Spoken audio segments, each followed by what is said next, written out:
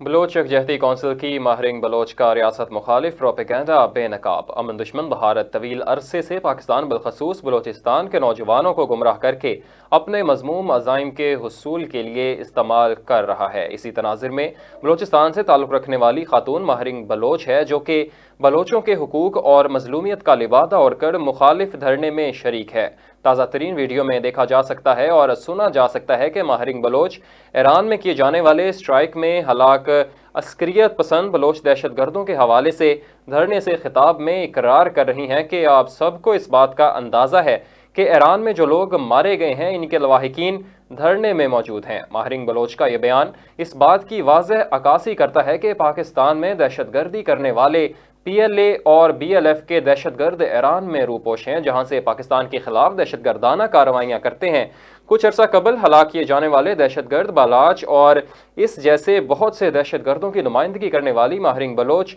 بالآخر سچ زبان پر لے آئیں۔